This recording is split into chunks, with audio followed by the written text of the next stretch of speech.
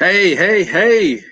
Good evening and afternoon or morning, wherever you are watching this, as we do have viewers all over the globe. This is Dr. Jonathan Shepard coming to you with Ask the Doctors. I am so privileged to be your host and be with you once again on a Friday evening. And come on in the room. We are so excited to have you here. We have such an awesome discussion. And you see already with me, so you know we're going to have an awesome discussion. Dr. Kimberly Gordon Achebe, and we're so happy that she's here with me. And we're going to kind of set the tone, set the platform for today's discussion. But we always start off with a little bit of introductions as to what's going on in the world.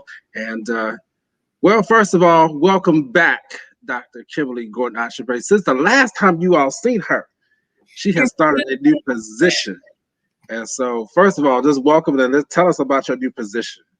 Well, excuse me, Dr. Shepard, it is good to be back. I miss my Hope Health Systems family. So, like Dr. Shepard said, I started a new position at University of Maryland, really training residents and fellows so they can be competent psychiatrists and work for all people, but especially be competent to work for BIPOC, Black people, Indigenous people, and people of color. So it's really an honor to be back with Facebook Live. And I'm so super excited and a little bit nervous about this talk today, just because, you know, it's a tough conversation sometimes to have about what is needed in psychiatry and academic sectors. So we all can feel included in this big discussion of how we can build health equity for everyone and not just some of us. Absolutely, absolutely. So again, thank you just for even that little tease right there. There's so much that's going on in our world. Each week, literally, there's something new that is happening. And it's coming up, Dr. Gordon, believe it or not, it's coming up almost on our 1-year anniversary to where we have been doing Ask the Doctors. Next Friday will be that. And so we want you to stay tuned. We'll have a little special thing or theme or something that will be a little significant to showcase how we've been doing this for 52 weeks straight, 52 consecutive weeks. Have not missed a Friday yet, even when it was Christmas, even when it was a particular holiday on a Friday. I was still here, others were still here. And so thank you for all those who have already shared. I want you to go right now, call somebody, text somebody, whatever, ping, whatever the whatever the method is that you got to do, and let them know to come on in. And we want to watch this particular show.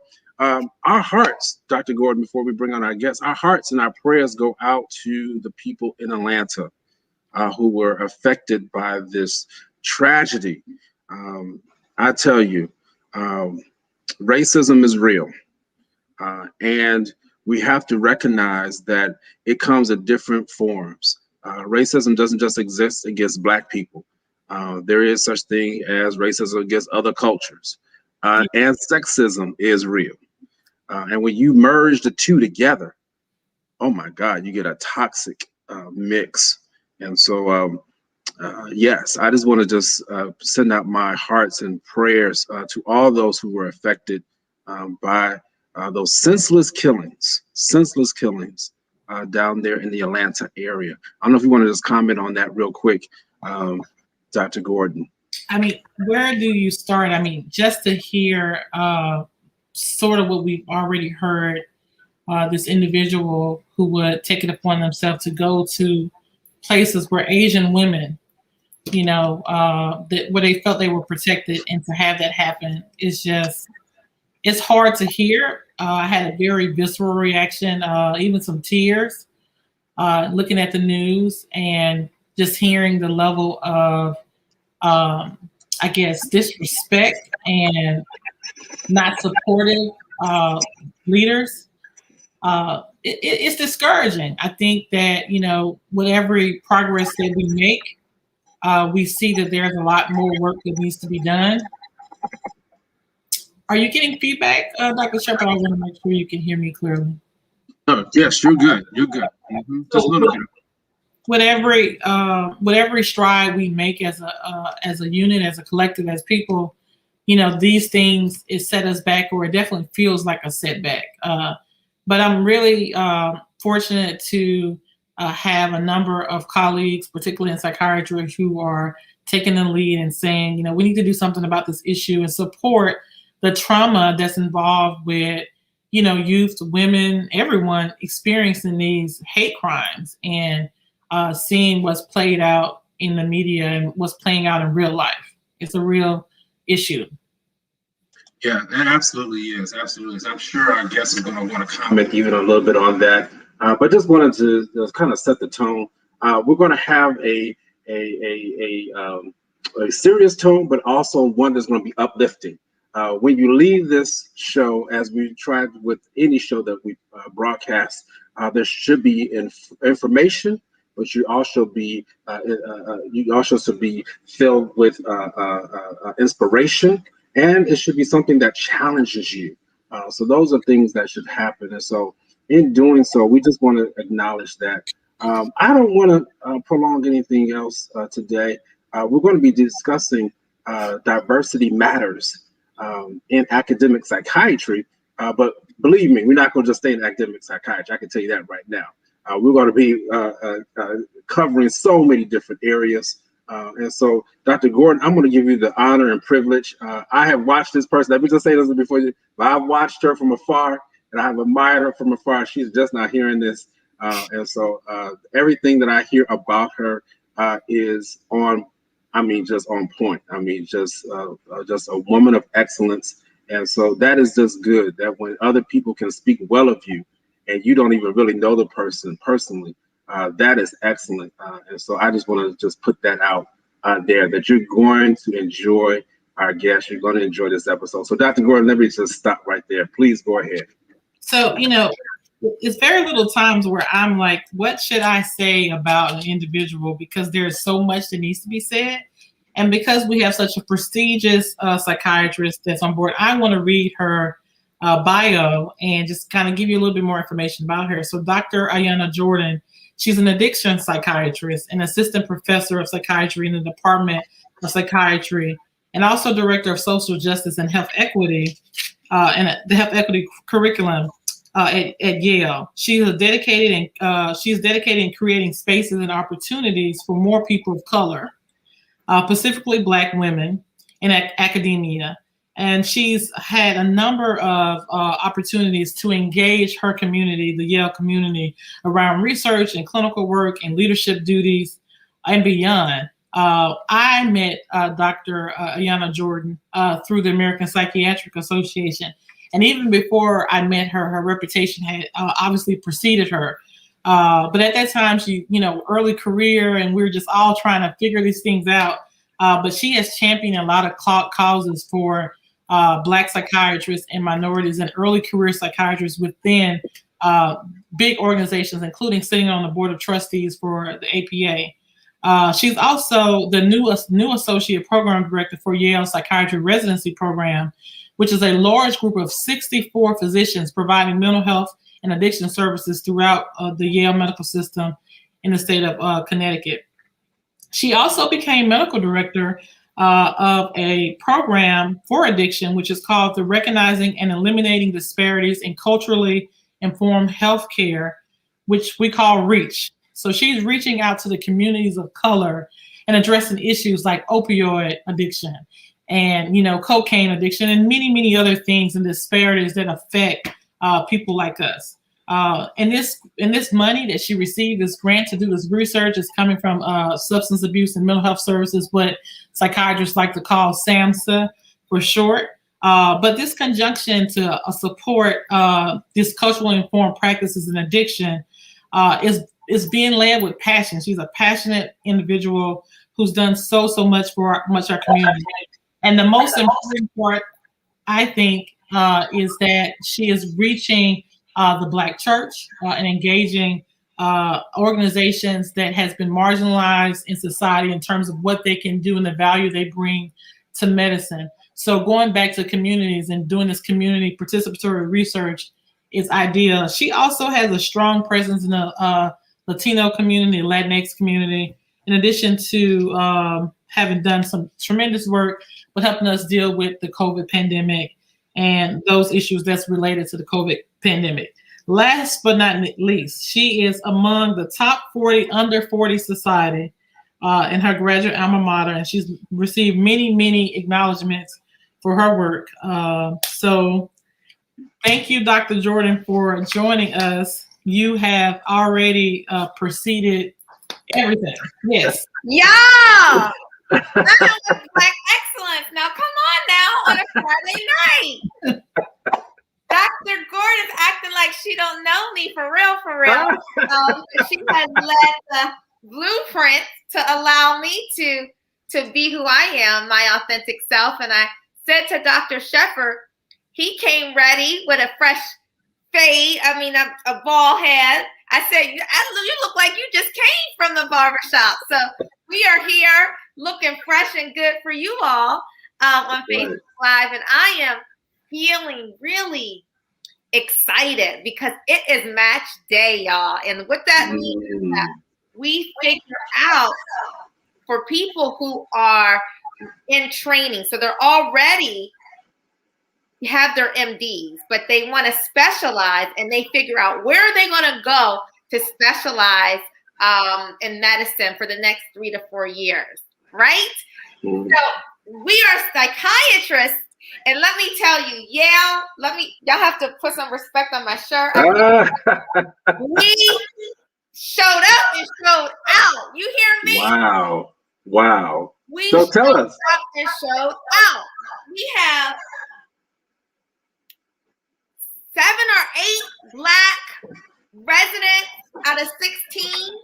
We have Latinx residents. We have Indigenous residents. We have LGBTQIA, literally across the spectrum. We have people with advanced degrees, PhDs, MBAs, MPHs. Wow.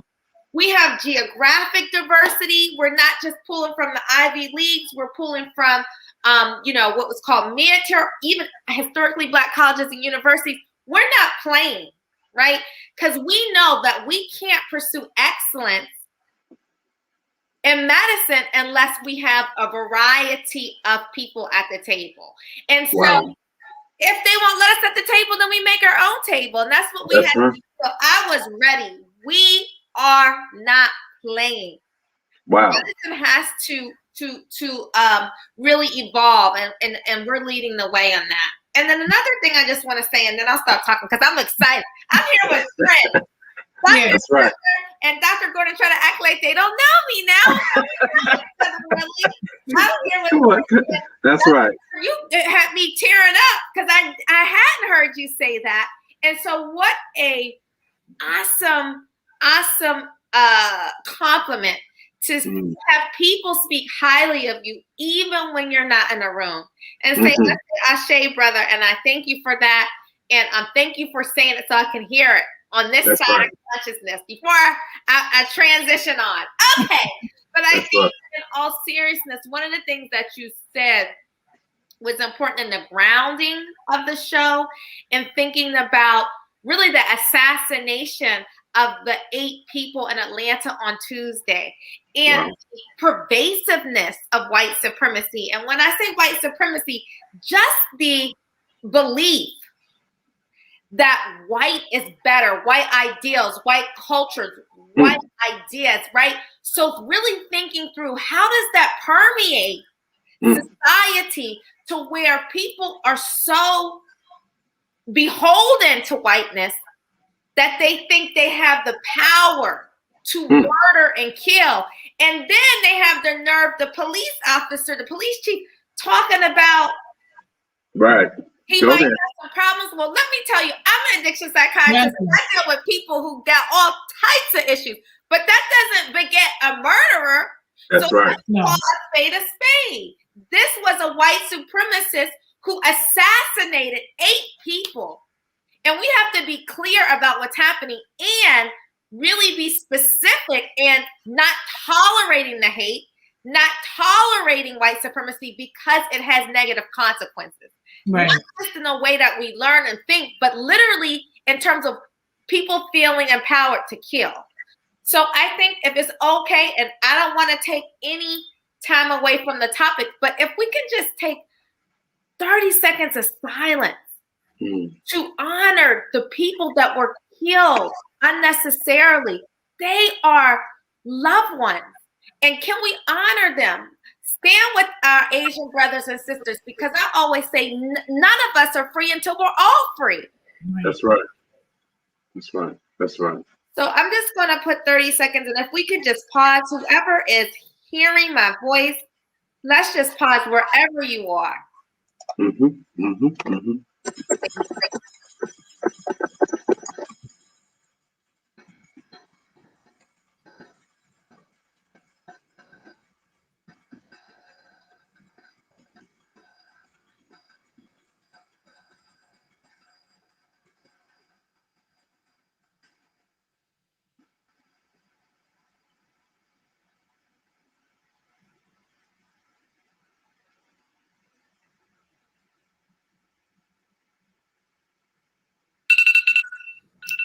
Thank you for allowing me that time and space. And it never ceases to amaze me when you just take 30 seconds of silence, how long that can feel, you know?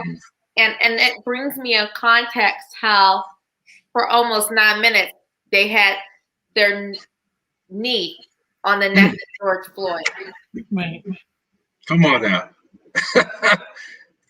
And so we got to continue, no matter what we are, but especially as Black physicians, to call out the evils in this society, and we're not going to take it. And I'm glad that America just got hip to racism, okay? But listen, we've been true to this. We do this, and wanting to just acknowledge the lives of people that have passed, and just let our Asian brothers and sisters know we're in solidarity, and we call it out. Yeah. Wow. So you sound like Dr. Newton, Dr. Harrison put that there. I feel like the ancestors are with us today. Amen. And that mnemonic, fierce, that's what you just brought us. You just brought the fierceness. We'll talk about a little bit about that in a little bit.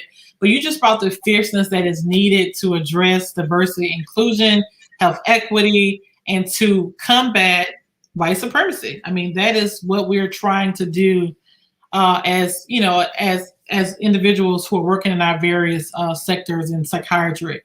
And I think there has to be some safety with that. You know, some people are not feeling that safety to be vocal about the challenges they have in being in places where they can practice health equity and practice good care for patients of color, but white patients who are poor. I mean, we're talking about really big issues. And so, as you said before, Match Day is such a big day for medical doctors across this country, from international medical graduates who are struggling to get access to communities, to Latinx people who don't have enough Hispanic physicians that speak the language for their people. And all the issues that we're dealing with is going to be addressed in some way by how graduate medical education programs and training programs select their new doctors, right?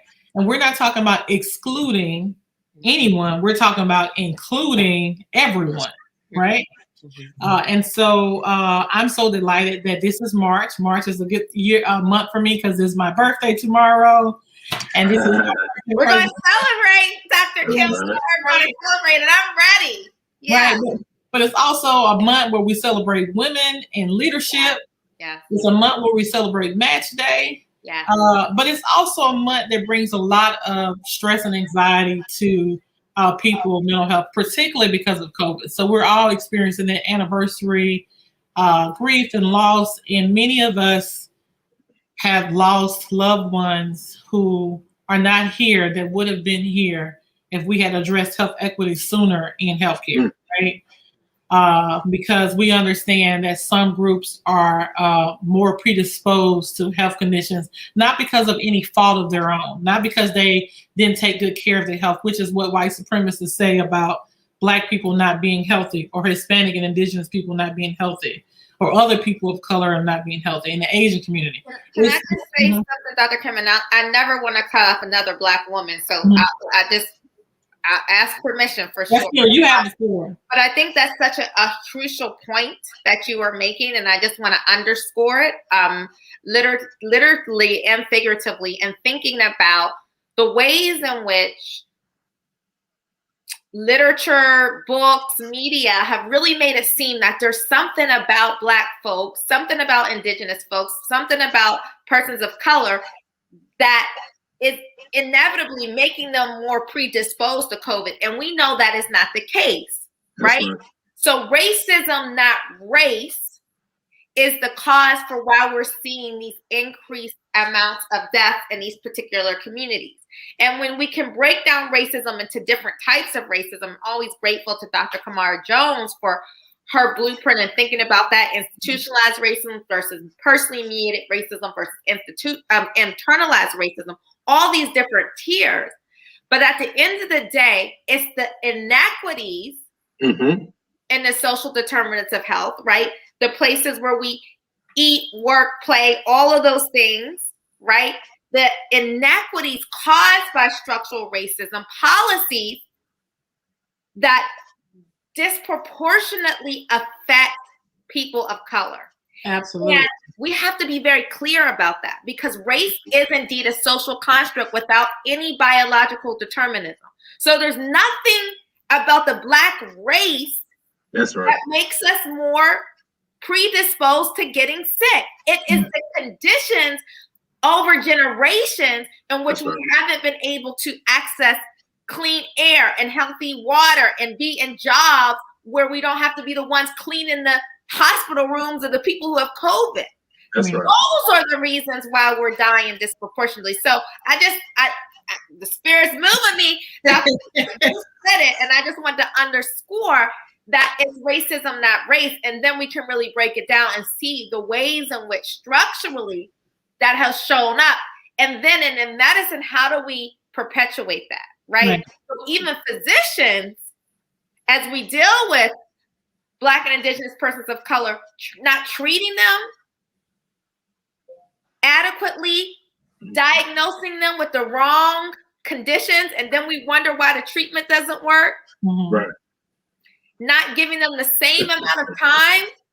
I mean, these are things that are important, because we just can't say, oh, Black folks don't want to take care of themselves. And then I'll stop, Dr. Kim, because I want you to go ahead. But also thinking about in the mainstream media, especially with COVID and the vaccinations, how that's being spun to say, oh, people of color are not getting vaccinations because of mistrust. It's like, okay, pump the brakes.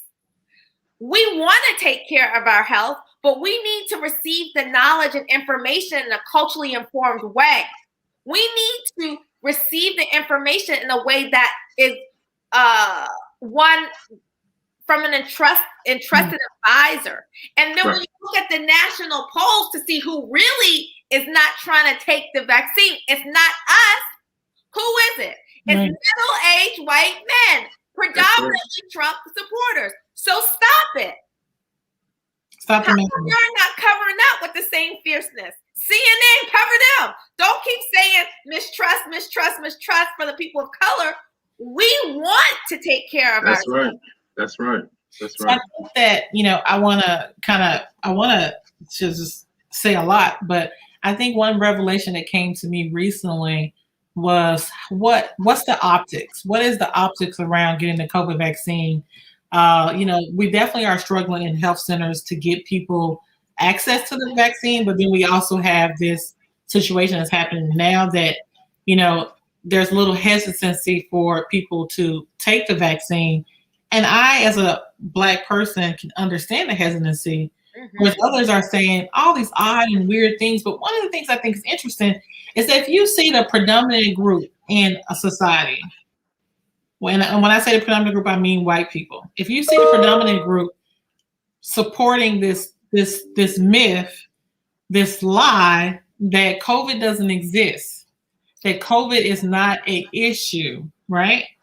Yet you're offering Black and Indigenous people a vaccine to treat something that doesn't exist. It is just a huge disconnect and calamity, right? We're experiencing. And it just feeds into, I feel like it's the perfect storm because it feeds into the suspicions of groups who are marginalized to see that dynamic, right? And not understand what that dynamic means. We can't really get into it because this talk is not about COVID, but it's so disheartening as a doctor. It's intertwined though. As we're thinking about academia, we need to be in those spaces to be able to think about how do we communicate about these really important issues. So, I mean, you're hitting it. It's related. So let me jump. The nuances of it is very challenging. So let me jump in here because Ayanna, you just came out with the fierceness. You just came out the gate, so that's fine. Take over. That's all I hear. Listen, this is your show, and you are a black man of medicine, so I'm just happy to be a guest. Take over. Listen. I'll be there. No. Take over. I'm not saying that facetiously, but let me tell you this. In Maryland, our governor of Maryland, it actually went to the Washington Post. He actually had the audacity to say that Black people did not want the vaccine. Which again was a lie, and many people had supported him, but let me tell you, his support is starting to wane because now we're really seeing the true colors of this man, who many Black people supported. Many people liked him and still do kind of like him, but it is definitely waned because we see now as the vaccine is being distributed where his real thoughts are, where he really wants to have this vaccine go. It's amazing, and I'm gonna switch to my question. It's amazing that Prince George's County in Maryland was the hardest county that was hit by the coronavirus. But guess which is the county that is actually the least vaccinated? Of course, it's no surprise to me because that's Prince George's County.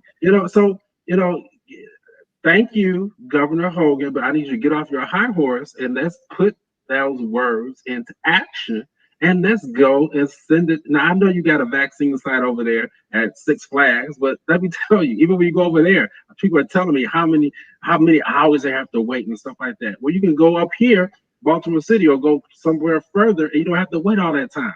It's just the inequities are atrocious. Let me get to this question because I know Dr. Gordon wants to get back to that academic psychiatry. So you got all these good people coming in, to the Yale. So I'm excited about that.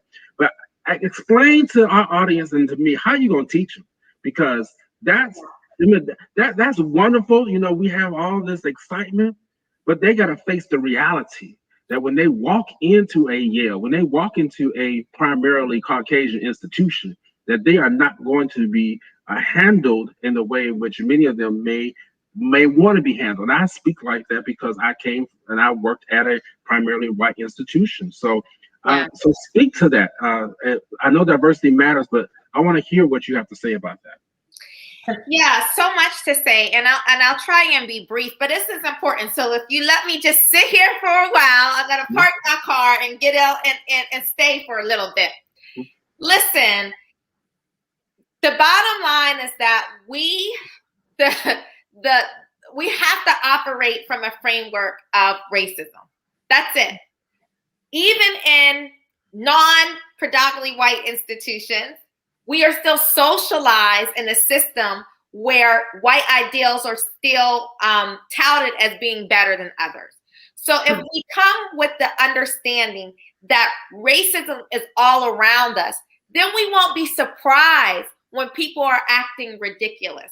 And so I say to the folks that I'm bringing in, because they really are the future, Yale is not any different than any other white supremacist institution. Understand, on the surface, people are going to say they're progressive, this and that, but at the end of the day, they still operate from a very racist framework. And so don't be surprised by that. Be prepared in terms of how can you interact with a system steeped in inequity, steeped in racial discrimination, and then knowing that you can prepare yourself to be able to take best care of patients with the limited power that you have, because at the end of the day, you're starting your training.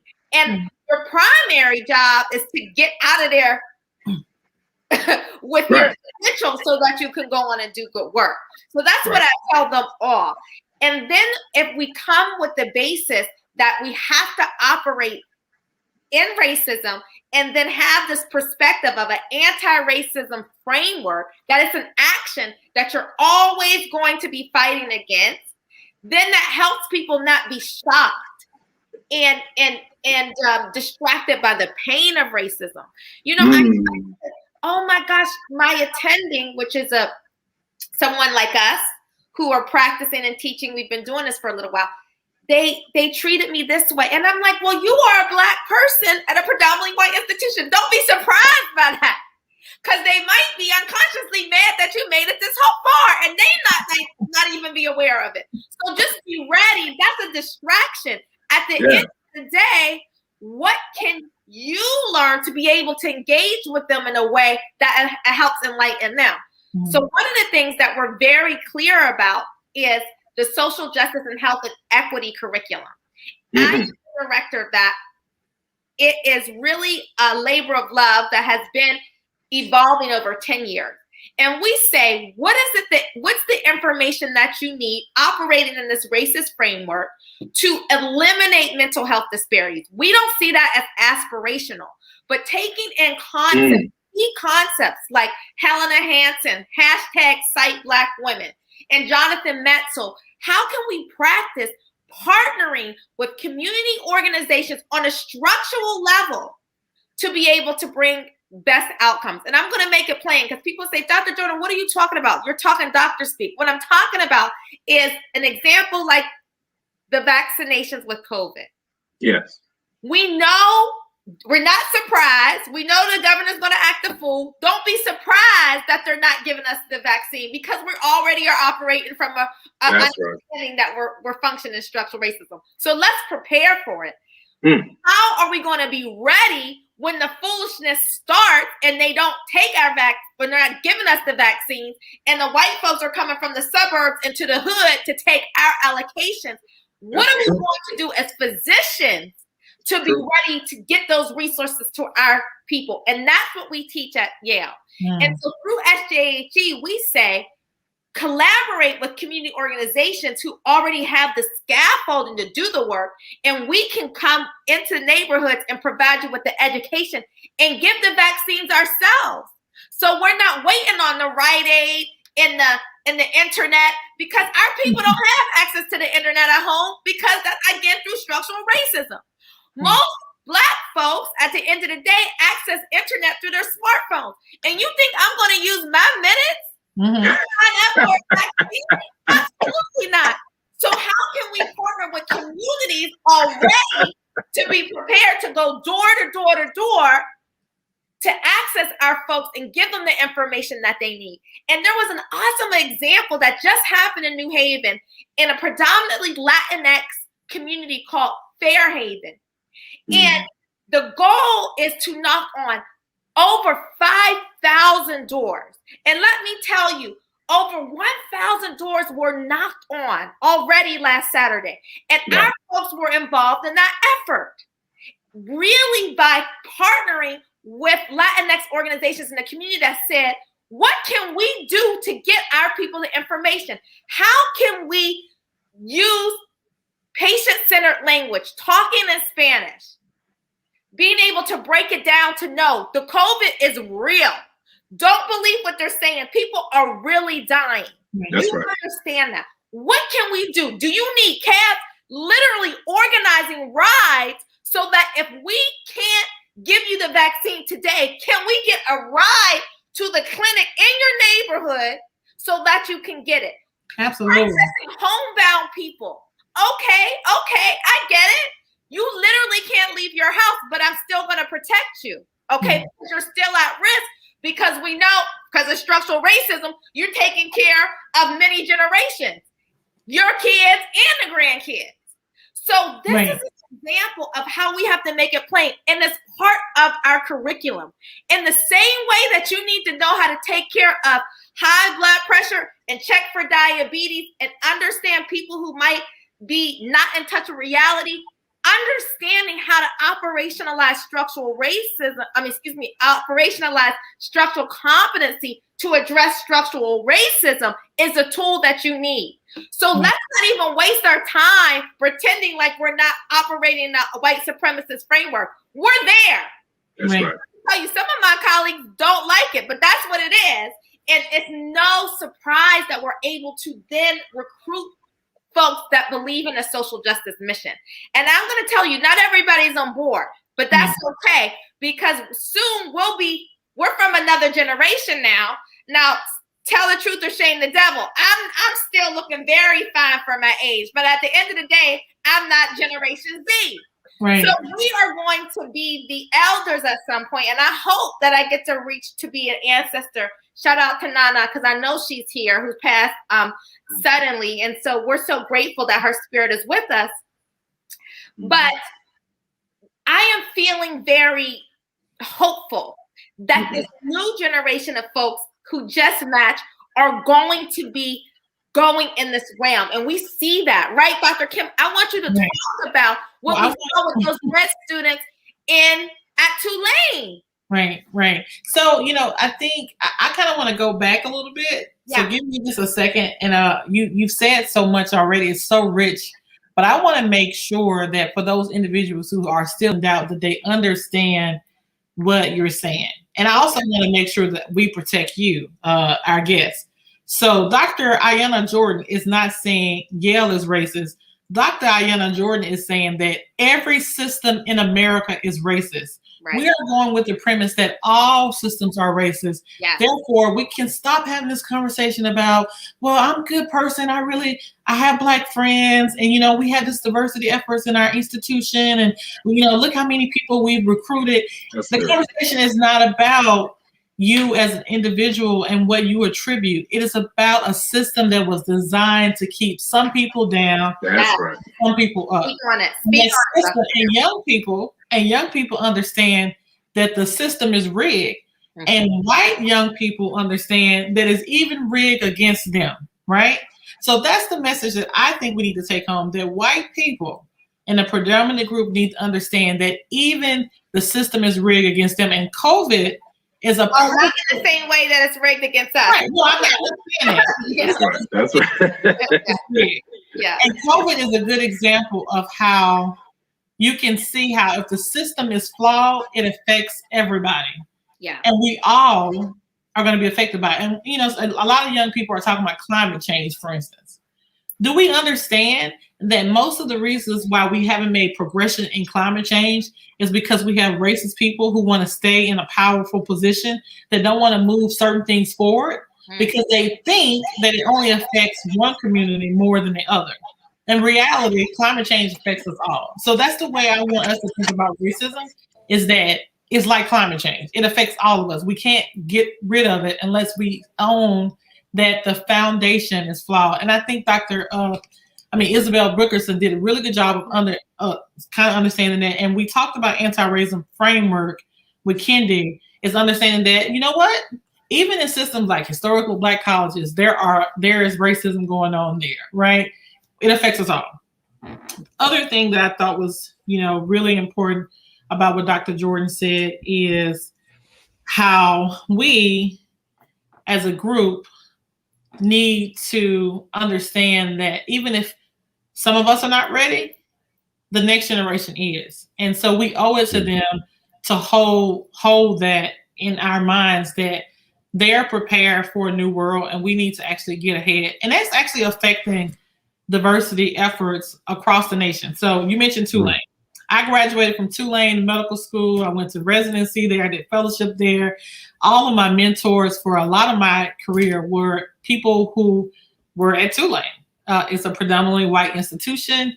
They've had some challenges recently with, nationally, everybody probably have heard about a program director, the one and only program director that was African-American, was fired. And then there was a bunch of discussion about, what does that mean for Tulane to have had this long period of time with no representation, right? And, I talked to many people about this issue, and it really challenged me, in my career to see where I'm at as a program director at a, institution at University of Maryland, and then to see, where other people are at in terms of representation, right? But I think we've spent so much time in academic medicine just counting numbers. So like, oh, we have this group, and oh, we have this, that we haven't really thought about inclusion, right? So the issue at every institution in America, especially Tulane, especially Yale, especially University of Maryland, especially Howard, is that how do we have diverse individuals included in a discussion, in a decision-making in a way that turns the tide against these health inequities that's killing us all, right? But killing Black people more, right? And so I think, we've kind of skirted around the issue about implicit biases and what implicit biases are. So when I didn't hear the issue about I'm keep saying doctor, but Governor Hogan's comments, around Black people not getting the vaccine. But actually what I heard more is that his implicit bias was actually put in the forefront for everybody to see, right? And that implicit bias is hurtful and painful for Black people to hear, right? Now, he's also the governor, and he has a lot of power to change that. He has the power to understand that if you're going with the premise that Black people are inferior in some way, and they're inferior in their ability to take care of basic needs and self-care, and they're not managing their healthcare as a personal failure of their own, then you will also have that premise that let me give this vaccine to other people because it's just a personal failure with them, right? Yeah. Yeah. That implicit bias you can be carrying around every day and not know that you're thinking that way, but it's definitely going to affect the decisions that you make. It seems logical that we would protect the most vulnerable around us because that just makes sense. But in reality, if you're managing implicit biases and you don't recognize them, you engage in discriminatory behavior that obviously affects people like us. So that's the way I see it. I mean, in some ways, some people say, well, that may be a little bit too nice. Like sometimes we want to be woke and we want to not be, mean about it. I'm not trying to be nice. I'm not trying to give people a pass here. I'm just saying that, academic institutions need to understand that they're engaging in implicit biases every day in the selection of residents and fellows and who they think is a superior academic specialist who have the knowledge and the skills to promote scholarly activities for our institution and make us look good, right? And there's physical things that's in the place, but someone like Dr. Jordan, who's here today, who's taking a safety risk to be vocal for the community, to talk about the research that's needed to help the opioid epidemic and other epidemics, that takes courage, right? Yes. No one wants to be that person if you don't have safety in your communities. But yet we are here right now saying that diversity matters in academic medicine. I think, I want to almost throw my script away because I have this little questions I want to ask you. Do we want to keep moving forward, or do we want to ask you some questions, get to know Dr. Jordan a little bit better? What do you want to do? Well, I think that I'd like to, and I'm happy to answer any questions, but I think it's important to go back just a little and again, cover some of the points you made, Kim, because I think, or Dr. Kim, because I want to make it clear, but also to talk about some of the other things, implicit bias that you brought up, because that's important. And then inclusion, right? Mm-hmm. Beyond just diversity, but inclusion in academic medicine. So going back to the part of implicit bias and just thinking about, okay, what does that really mean? And those are the beliefs that people have unconsciously that they might not even understand on a conscious level or active level that they're feeling that way. So like, I think that was a great example that you gave with, the political figure saying, it doesn't even make sense to give these limited resources to a group of people that I don't think want to take care of themselves. Right. And realizing that from there, you've already made a decision, and it might not be conscious. You might not even be aware of it, but you've already made a decision based on how you were socialized, based on the way the media perpetuates folks of color, to say, it doesn't make sense because they're not going to be good stewards. And one of the things that we have to do in our teaching in academic medicine is make those implicit biases more conscious, make people more aware so they're operating and make better decisions. So they can begin to say, well, why is it do I think that Black men are thugs and are more likely to kill me, as opposed to reality, they're more likely to be killed, right?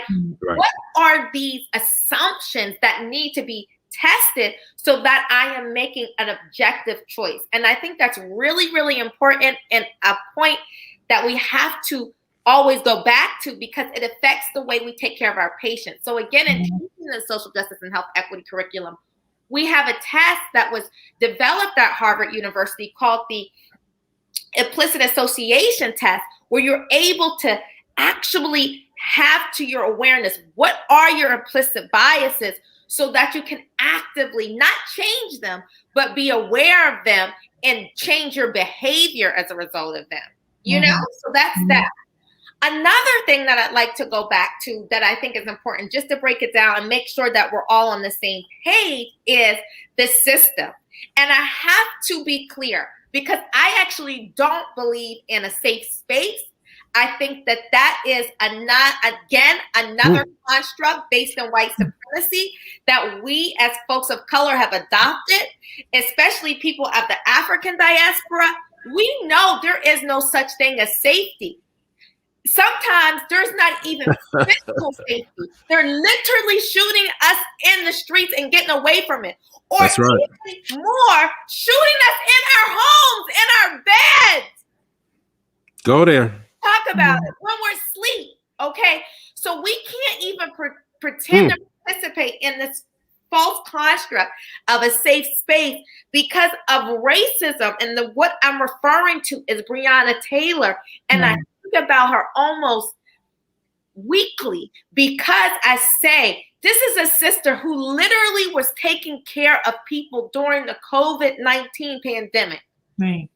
Because of a racist law from the drug policy, the war on drugs that Nixon started in 1970, we have a policy on the books called the no-knock warrant policy that allows plainclothes officers to come in your home unannounced at night, not make themselves known, and come, and that resulted in her death because the boyfriend who had nothing to do with it, was not involved, had a licensed gun. Somebody was coming in his house in the middle of the night. That's right. And shot and kill her. So let us be very clear. We don't even have physical safety. So how can we think about having psychological safety? So I'd like to just think about it, and I'm going to write about it. And I'm grateful to one of my colleagues and friends, Kelly Cyrus, who introduced this first to me, is a liberated space. Can we participate in our own construct to really empower ourselves to speak truth to power? Understanding that for different people, they might not have the privilege to really say what they need to say, but that's why we have to have diverse and inclusive environments to have liberated spaces. So realizing we don't have to agree, but we are going to show up authentically, and oftentimes in these liberated spaces where there is conflict, where there might not be psychological, intellectual, or physical safety, we can still learn together. So in that spirit of a liberated space, Dr. Kemp, I just want to underscore and humbly disagree with the system being rigged against white folks, because everything, the data that we have is that white folks, even poor white folks, do better in this system of white supremacy than Black people. What does that have to do, and why am I going back there? Because it's not about who's on the struggle bus or who's doing worse, but it's the reality that the sooner we understand that the system was not meant to benefit non-white folks, then we can just be clear about what we have to do. Right. So I'm not saying that white brothers and sisters have not been hurt by white supremacy. But what I am saying is that as a whole, they still benefit even when they're poor, even when they don't have access, than Black people at our level who have terminal degrees. When we look at the wealth gap between Black people and white folks, they have way more wealth than us. Why? It's not because we're not out here with our hustle on. It's because they are more likely to have trust funds, because we never got our 40 acres and the mule. Now speak on it, y'all. This all is important, because if we don't have the access to be able to send our descendants to school, then we're less likely to get the jobs that allow us the privileges to work from home. Yeah. So then it comes back to COVID, because if we're less likely to have jobs to work from home, how can we keep ourselves safe with a virus that literally is transmitted through the air? So we got to be really serious about this and the consequences and the devastation of racism. So what I'm teaching these young people at Yale is not just because it's the end thing to do. I have to change it for the future of my nieces and nephews to really believe that one day we can actually have a nation that everybody can have access to health. Right. And sorry, y'all, I'm just getting emotional because this is serious. No, it is serious. And I want to be clear. Like, I don't want to have the message stated that it's not affecting us more. Right. Maybe it's my idealism, maybe it's belief. I just you're always so positive. Right. We need you. I just think like Dr. Kim said, okay, Dr. Jordan, now how can we work collaboratively? I said, okay.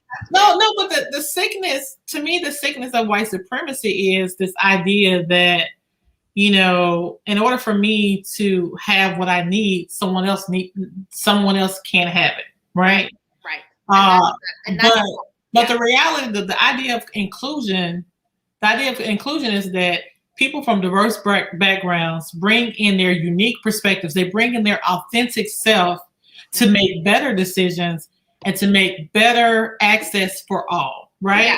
Yeah, and with better access for all, that means that even the poorest white people get healthier, right? Yeah. That means even the richest Black person gets healthier, which means that we're all healthier.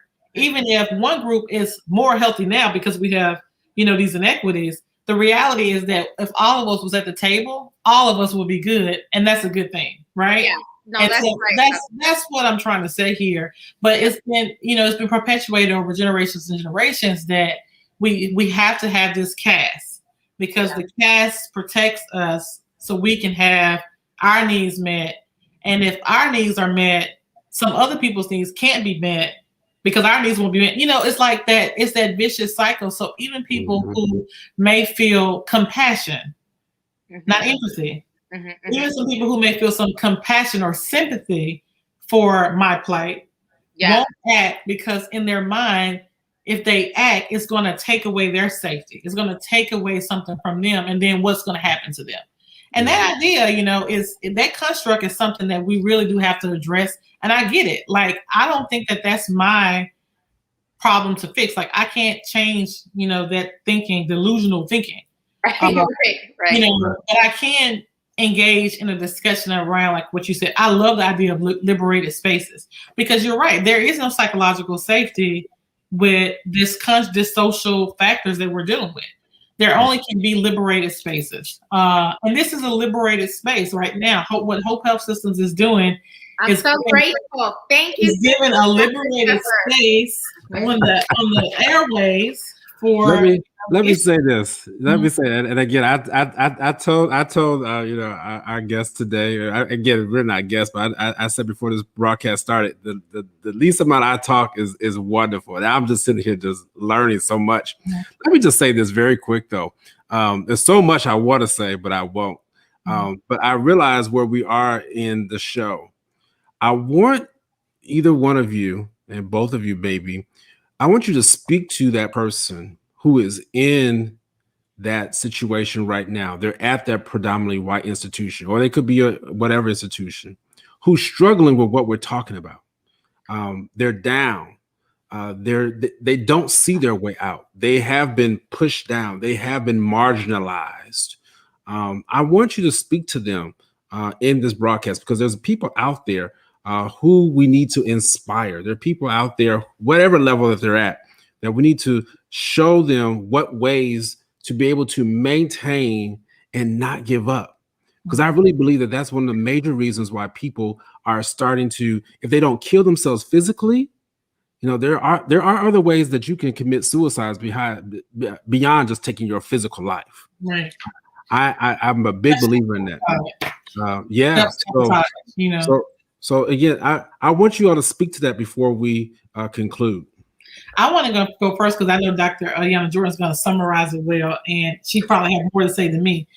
I first want to say that you're not alone, because I think when you're in those spaces, it's very isolating, and you feel oftentimes alone. And what can happen is that this internalization process happens where you begin to think that, well, maybe it's because of me, maybe it's because of my inadequacies or failures, or maybe I just need to work a little bit harder. And then that perpetuates this avoidance, of issues, because you start to self-correct. Like, let me self-correct, and then that'll get better. And then you realize that it won't.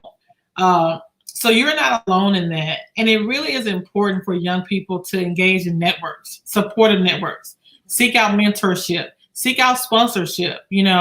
For me, when I felt the most isolated in my academic institution, I really thought it was important for me to engage in the Black Psychiatrists of America. That was my first big meeting, national meeting. And then I also engaged with the American Psychiatric Association and found my tribe within the American Psychiatric Association, because not all of the American Psychiatric Association is safe for people of color, but there was a space within where I got safety. But I think the other thing to say is that, your voice matters. Your voice matters, right?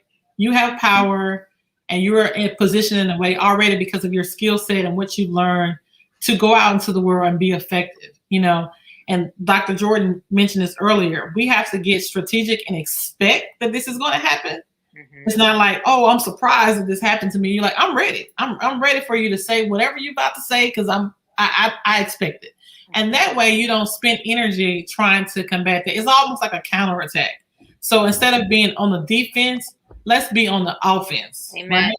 And I think that's the new level, is we're going to be on the offense in our culture to combat some of this. I'll let Dr. Jordan say, because I think she has Well, Dr. Quinn, thank you, because you always speak truth. And so I am appreciative of that. And also to all the amazing people. I know some of them. Shout out to folks that are on my line, sisters and sisters in the struggle and mentees. I'm so grateful that you're here to really hear what I have to say. I always think this a privilege, and really just want to say, Dr. Shepherd, thank you, and to Hope Health Systems for the platform, because without this platform, we couldn't really have a chance to really talk and a liberated space. And so I have a lot of thoughts, but I'll try and be as succinct as possible. And speaking to my former self and having really struggled with this idea of internalized racism and imposter syndrome and feeling like, oh, am I good enough? Can I survive? And really being down on myself. One is understanding that your life truly, Dr. Shepherd, what you're saying, your life physically or even psychologically is not worth any struggle. So just really starting there. And then that's not, again, buy into the lie of white supremacy that what you do is your full identity. Understanding that you are loved because just you are a human that is worth, being valued. So anybody who is feeling just emotionally exhausted and just forlorn, really thinking about access to mental health treatment. Now that's a whole other topic about how convoluted our system is, but I just want to put into the liberated space the importance of therapy. And that really helped me both as a professional, but personally, when I was going through some very difficult times, a divorce, lots of things, really getting into therapy to realize that myself is worth value. And I can't be good to the community or anything else without getting mental health treatment. So I'd like to just offer normalizing mental health treatment for our folks. So let's start there. Then thinking about the very real experience of engaging in structurally racist systems and how painful that can be. And realizing that if that's not where you thrive, you don't have to do it. That is just but one path. Academia is one of many different paths. We have an exodus of sisters who have left academia to save themselves. Callie Cyrus, Dr. Oni Blackstock, Dr. Uche Blackstock, Dr. Vanessa Grubbs, who are reaching people even more, and they're not in these systems. So I just, again, want to underscore the falsity that academia is not the only way. Of course, I want more folks who look like me to be in academia, but not at the sake of your mental health and wellness. So only when you have, like Dr. Kim was saying, the people in your community that can shore you up, that can encourage you. I love that we have chats. We have chats with other Black physicians, and we say, how y'all dealing with these folks today? How you dealing with the ongoing racism? And we talk about the struggles to fortify ourselves. And then at the end of the day, I know my value is not based on what these white folks think of me. That's right. At the end of the day, I come from a sense of freedom. I come from kings and queens. Now, y'all can act crazy if you want to, but I know who I belong to, and it's not you. So understanding the realness at the end of the day, if you don't like me, that's okay, because what? I still have an ability to take care of myself, and I realize that's a privilege. So I think, again, having that assuredness helps with therapy, having access to community, and then really thinking about there's going to be failures in a system that's not made to value you. Expect that and think about persistence. I don't say this often, but I have to share it, and the spirit is moving me, that the first time that I applied, I didn't get into school. People don't know that. And now I have an MD, PhD. I have funding from the National Institutes of Health. I run many different programs. I'm a mentor to many different people. So don't let the system count you out. You've got to keep on. And how do you do that? Be strategic. Yes. Join the Student National Medical Association, the Latin Medical Student Association. Reach out to folks and say, people say, can you be my mentor? I say, I don't have the time at this point because I'm mentoring these folks, but let me put you in touch with this sister who I know can give you the skills that you need to be successful. I always say, have the confidence of a middle-aged white man to ask for what you need. All right? And so really being serious about showing up and asking for what you need, because closed mouths don't get fed. Really being empowered. And so I'll stop here because I have Black Trivia Night when I'm excited and I'm toasted. But I think the point is, our efforts are not in vain. I'm hoping that even within this white supremacist framework, that it took over 400 years to get to, realizing it's going to take even more time to dismantle it. So I feel encouraged because I know that we're working towards a greater goal, but giving into these systems where, yes, equity, diversity, and inclusion will happen because we are pushing those conversations. But something that gets left out, and I want to offer it, and maybe this could be a part 2, Dr. Shepherd, if you'll have me back. Of course. It's thinking about belonging. So it's not just about being included, because we've been included in spaces where we're not empowered to use our voices to be our true selves. Right? So when you can't just tokenize me to have a brown or Black face at the table, but do you really want to know what I feel? Do you really want to hear from me? Do I really feel liberated enough to speak my truth? So diversity and inclusion is being invited to the party. But belonging is that I can get on the dance floor and do my dance and then ask you to dance. Right? So how to liberate people of color and really center Blackness in a way that I think we need to continue to do in medicine. Absolutely. You belong and you matter. I mean, that was my take home. You belong and you matter. Yeah. And wow. I'm so excited. I want to encourage people who are on to check out this journal article that Dr. Ayanna Jordan collaborated with a number of reputable psychiatric leaders. And Ayanna, can you tell us the name of that journal? Just because I think it's Psychiatric Diversity and Leadership. Yeah, American Journal of Psychiatry. So it's one of our flagship journals, AJP. I'm so excited. There's no I in team. It was a collaborative effort of many senior psychiatrists, some of my mentors, who work in this, who are truly leaders in the field of equity, diversity, and inclusion across major academic institutions in the nation. And we said, we're going to make it plain, and we're going to give you the blueprint of what we need to be successful. So you don't say, well, what do we do? And how does this work? We told you. Okay, we literally, like Jay-Z, gave you the blueprint. So don't act like you don't know. Check out our paper. Very grateful to be the first author on that. AJP is out now, and we're coming. We're coming for it. You know, we're coming for those positions. So these white men got to move aside because we are coming. And for your medical students and residents, when someone asks you, what do you do? Just say, read the book. Kind of like say, read the Bible, read the book. Like, do your homework. Thank you so much. I want to be mindful of time. Thank you for all the people who stuck around to talk to us. Dr. Jordan, I hope you do decide to come back and we do this again and just kind of update people on all the wonderful work that you're doing. And Dr. Shepherd, I want to say from the bottom of my heart, thank you for including me on this project as you approach your anniversary of being able to engage the community. You have engaged almost every community in the Black culture for real and other cultures. And I see how dedicated you are and busy in doing this work.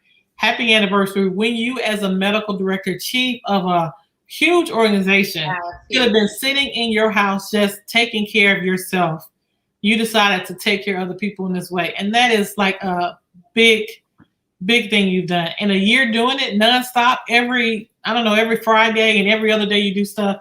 That is completely amazing. So thank you for letting me be a small part of that. And Dr. Jordan, you've been doing this academic stuff for a little bit longer for me at the level that you are. But also I want to say that mentors can become mentees and vice versa. So in your journey in medical education and becoming full-fledged doctors in practice, and just remember that some of the people who will mentor you is people behind you or near you. It doesn't have to necessarily be someone senior, right?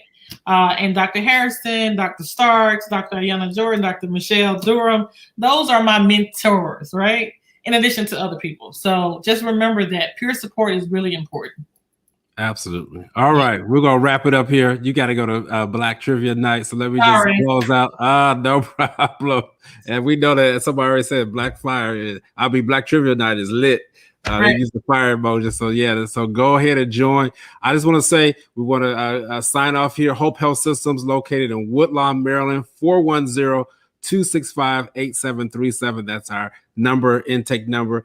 You can also go to our website, hopehealthsystems.com. I am blessed to serve as Chief Medical Director there. And as I always say, we'll do you some good if you come on through. All right, good night. We're going to sign off here. This has been a wonderful show. If you can stay just for a quick minute guest after we sign off here, we will let you all go out there. Please stay safe. All right, we'll see you. Get your vaccine. All right, it's coming your way, so please get it. All right, take care. All right, Godspeed.